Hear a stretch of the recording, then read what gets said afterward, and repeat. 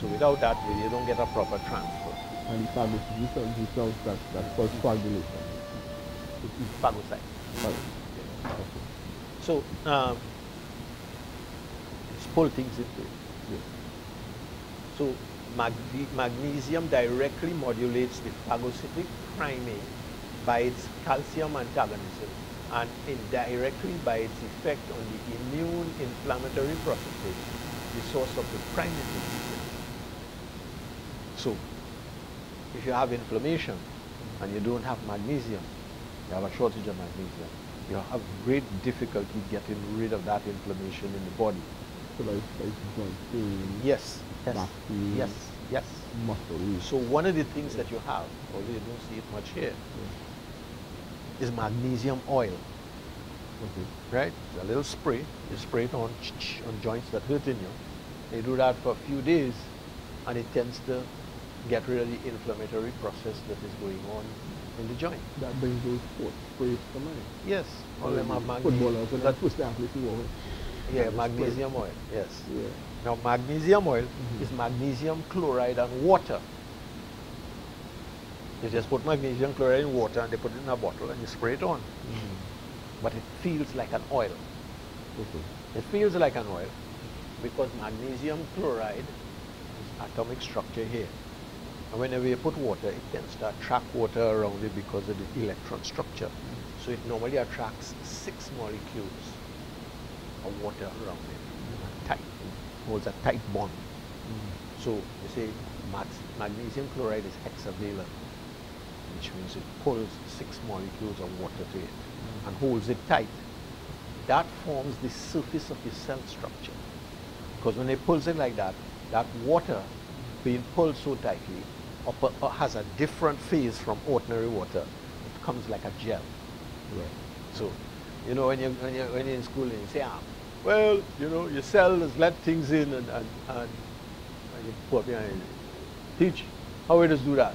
Well, the best analogy is you have a key and a lock, and then you put the key in and just open the door and allow it in. Answer. Yeah. Okay. So that mixer, that hexavalent, right, and the tightness and changing the characteristics of the water. Water have 4 different phases it can exist in. When you pour water into a glass and you put it to sit down, the layer closest to the glass develops a different potential from the water inside. Yes. So if you take a little tube, little fine tube, and you put it down right where that barrier is, you put one side on one side and one side, you have a continuous motion going on. Because of the different temperature. Yes. So it's like a natural generator. Yes, you have a perpetual generator Yeah. because of the characteristics of water. Water is a fantastic device, you know, for storing life and all kinds of things like that. But that's another story. It could take up 5 or 6 hours. Yes. I have a book at home called the four Phases of Water. Yes. Right? And it is absolutely. And then if you get into Emoto and Batman Jelly. Well, then what you start talking about is the fact that water has the ability to store images. And emotion. And emotion. Power. Yes. Energy. So that's what Emoto did, you know, as a sidebar. What Emoto did is that he had water, pure water, crystallized it, and it comes out in this nice hexagonal shape. Very pretty. Right? It's pure water that's good to drink. And then he says, all right, take this water and hold it. And think about beating you up or something, right? Hate and all kind of crazy shit, right? Well, finish it, put it down, and then you freeze it. And when you freeze it, it come out all crooked.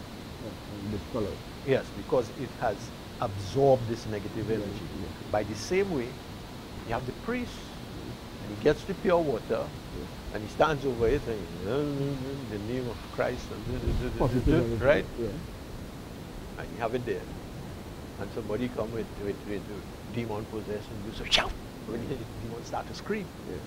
Because the energy, the God energy, is able to be transferred in water to the extent that it could affect life from another dimension. You know, it can be, Nobody don't talk about these things. Let's keep them quiet. no, because anyhow, So you don't talk. Without water, you would have no life.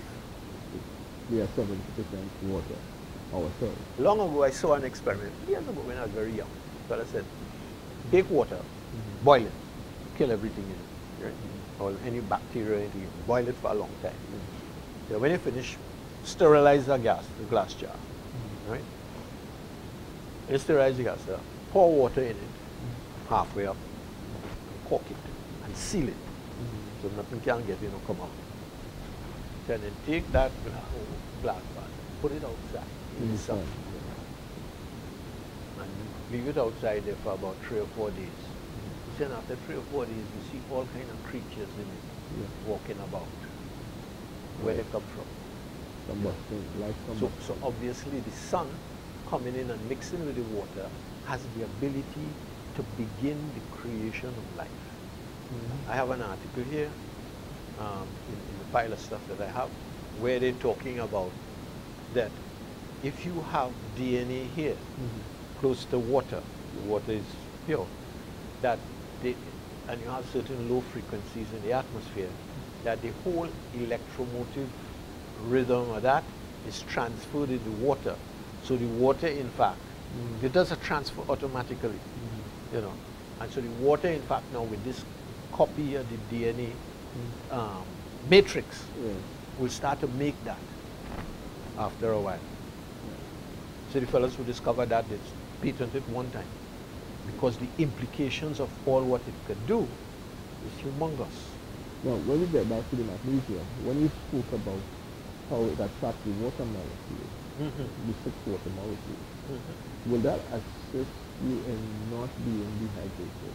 Of course, that's the very matrix of hydration. Right. So once you have enough magnesium, your body will call for more water, you will drink more water, and you will be properly hydrated. Not only the body will store the water better. Yes, because it will hold it, right? And it will hydrate the cell.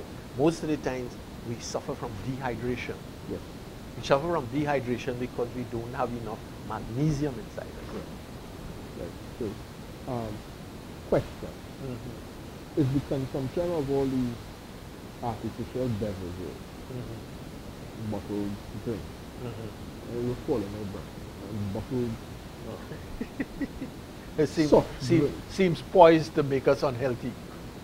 Not only with the sugar, but the lack of certain nutrients in the water. Yeah, but consuming these chemicals, will it interfere with the magnesium? Of course, because it will take the magnesium, draw it out and carry it out the body. Because when your body flushing that out, it will flush magnesium. It will flush magnesium out. Or it will flush the magnesium to try and get rid of that. Yes.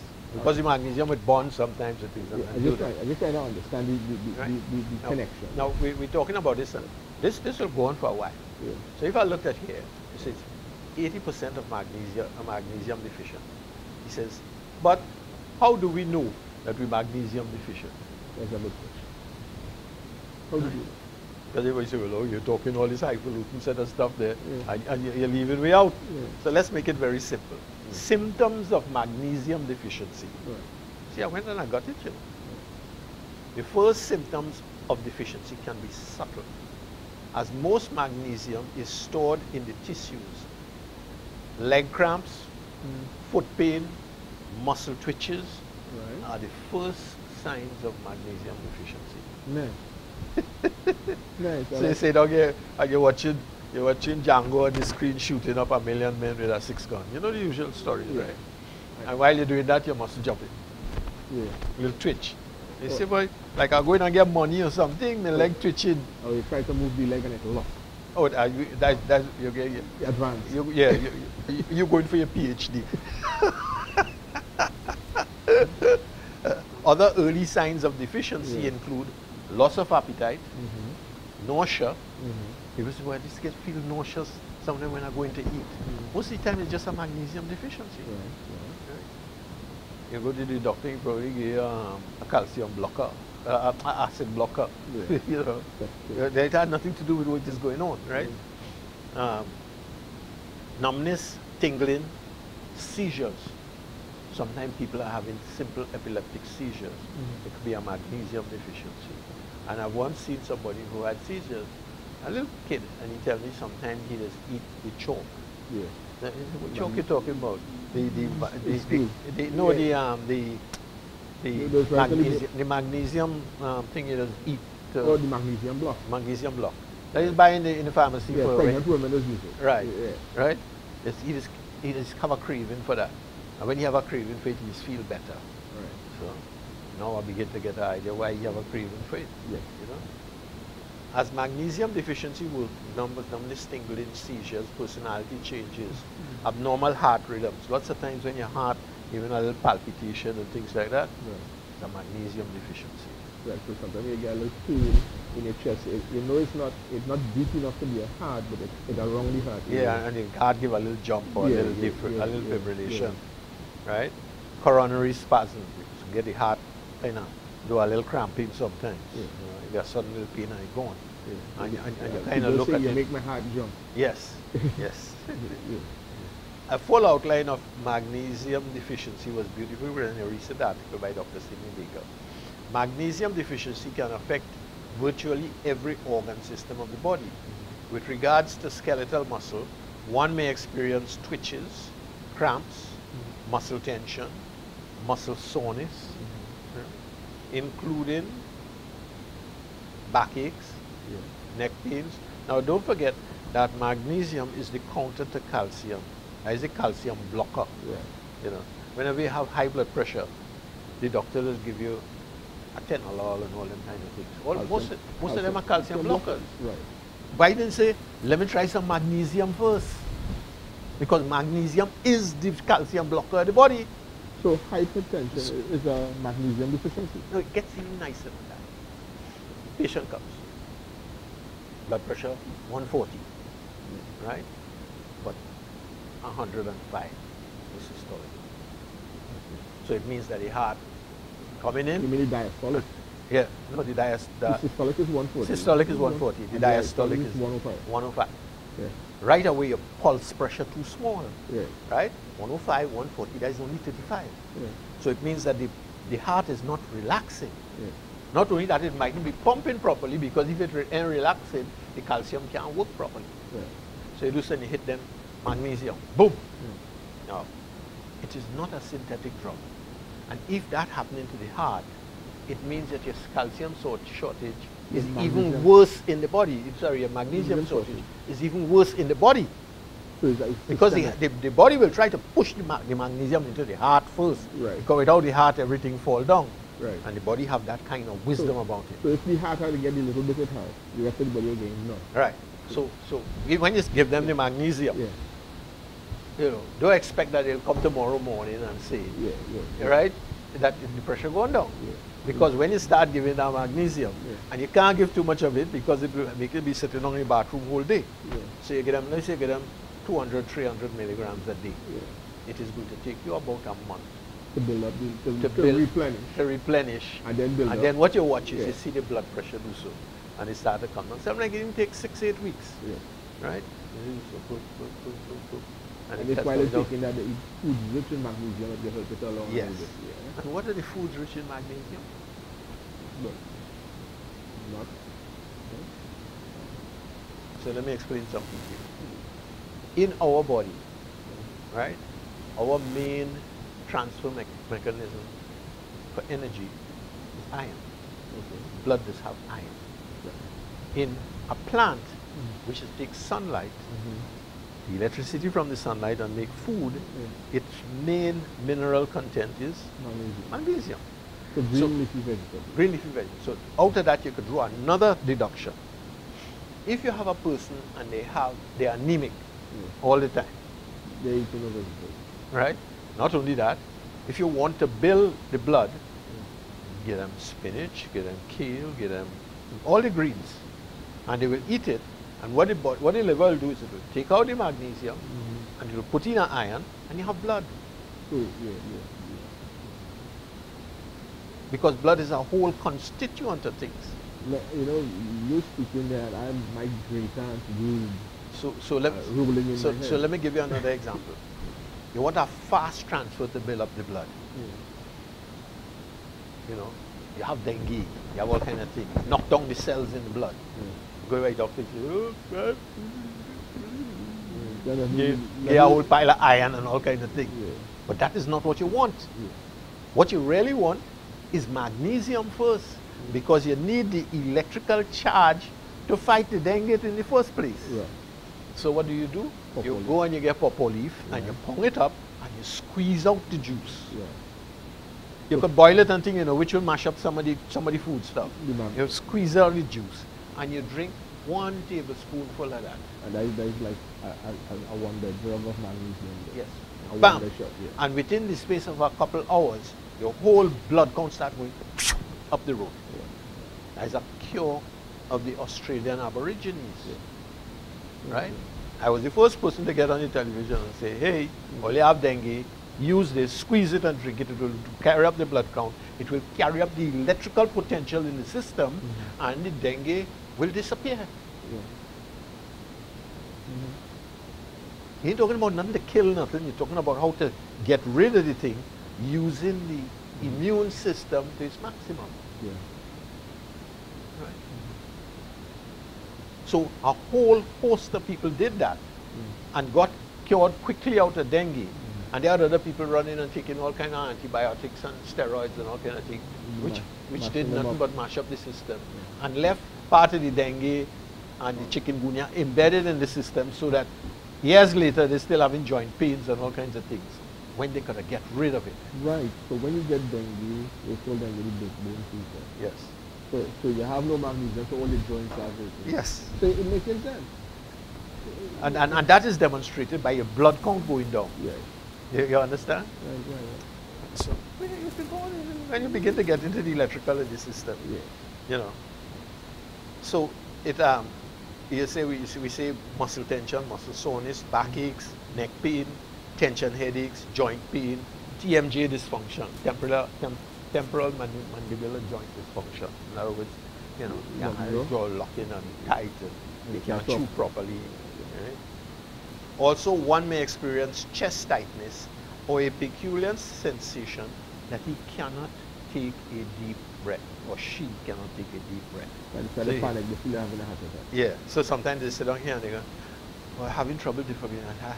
It's like I'm trying to take a breath and I can't take a breath. Why? Your diaphragm not relaxing. And why is it not relaxing? Because you don't have enough magnesium, so your channel blocker that you normally use to change from calcium to magnesium ain't working properly, so your breath stays short and you're fighting. And then you start to get anxiety. Yeah, because you're panicking now, you're feeling in and dead. Yes. Your lights are flashing before your eyes. That's so much thing you do here. So you can't breathe properly, and the person sitting down there and they say, this sigh. What's the sigh? The sigh is attempt by the body to marshal enough magnesium to relax.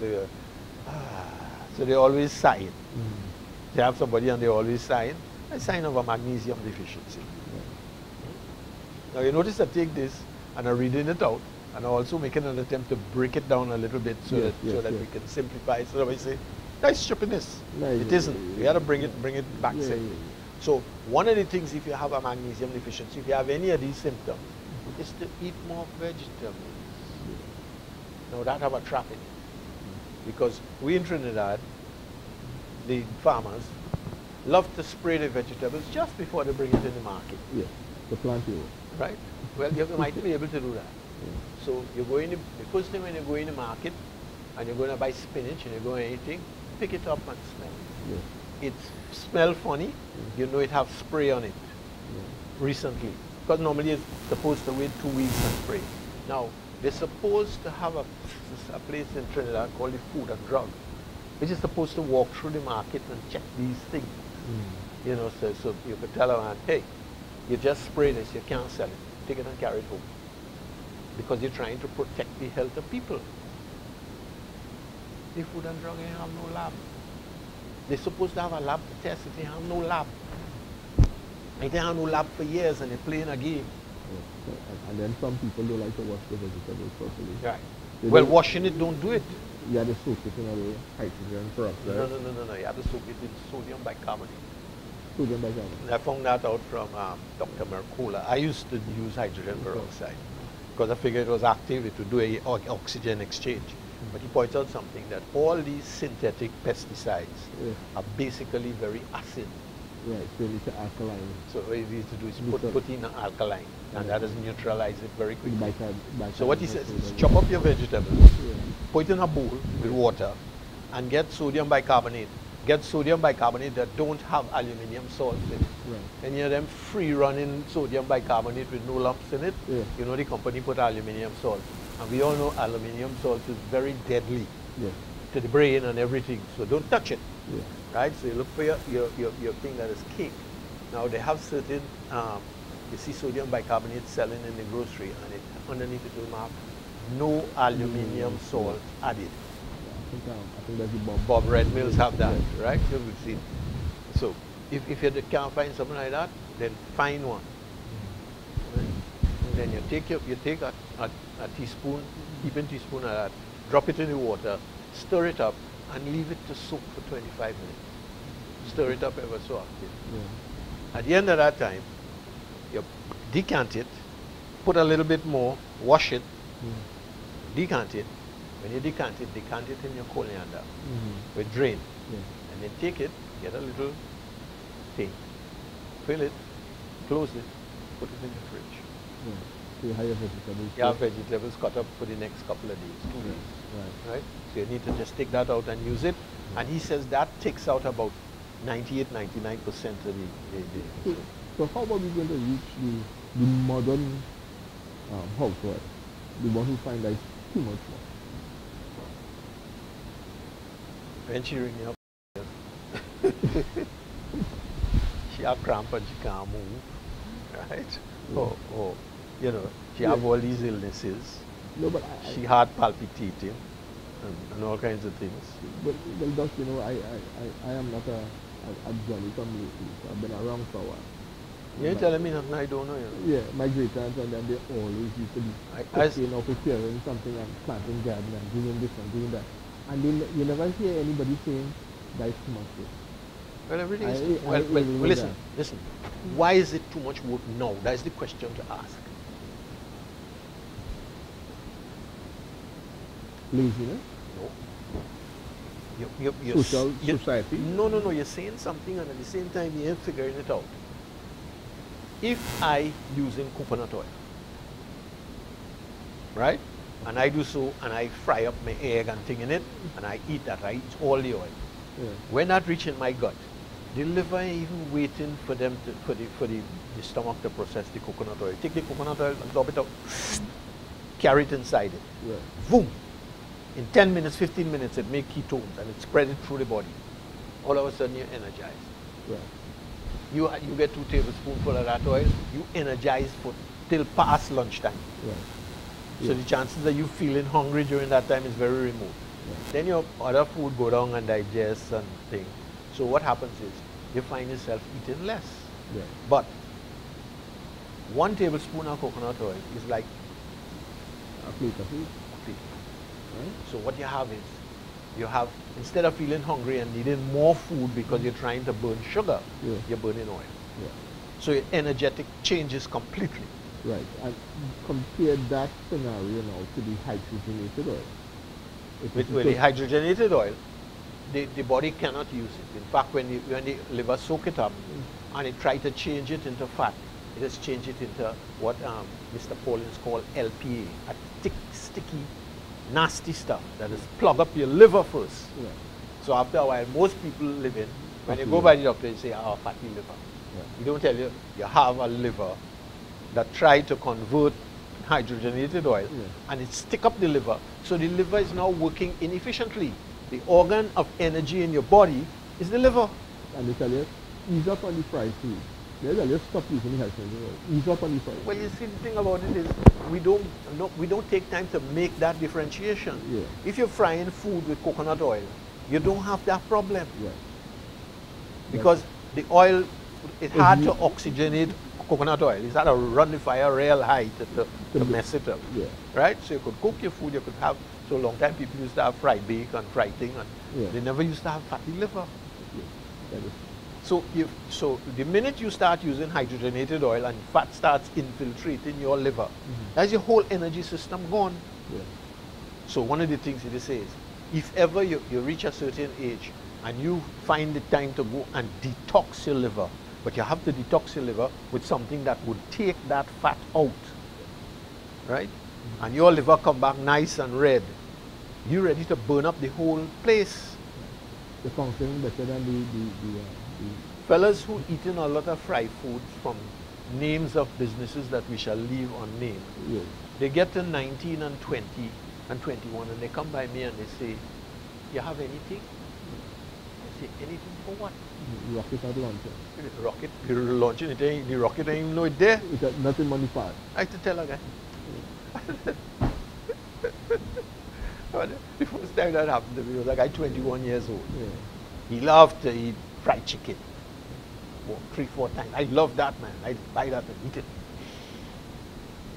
So we sit down and had a chat on hydrogenated oil and thing and what you should eat and what you shouldn't eat. So when he opened the door, like he wanted to tell me what he did. So he said, Doc, you have anything? He said, you know. Now, if he's 70 years old and he tells me that, I'll know what he's talking about. Yeah. But I can't figure out what a 20-year-old, 21-year-old is. Boy. He said, but the thing. So what you? I said, you're joking. He watched me. He said, no. So I start to laugh. So he says, Doc, you're laughing at me. I said, no, why I'm laughing at myself. He said, what do you mean by that?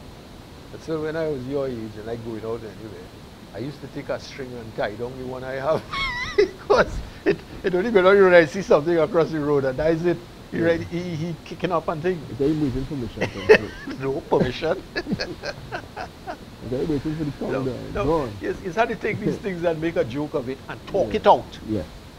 Talk it out because it's happening to ton loads of people out there and they're not saying anything and nobody tells them why it's happening. Right? Because they tell them, cut out all that fried stuff. Cut it out.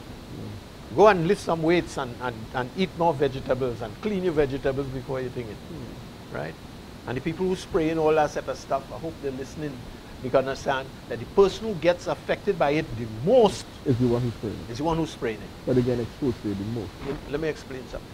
Because we don't talk about these things. Couples company. Oh, we just get married and it's 2 years. We have no children. Yeah. And we went by the doctor and he do some in vitro fertilization, charge him a whole lot of money and nothing happened. Even that was bad. Yeah. Well, if you have sperm and the sperm could scarcely swim, when you put it in the cell, it ain't gonna do nothing. In layman's language, if you can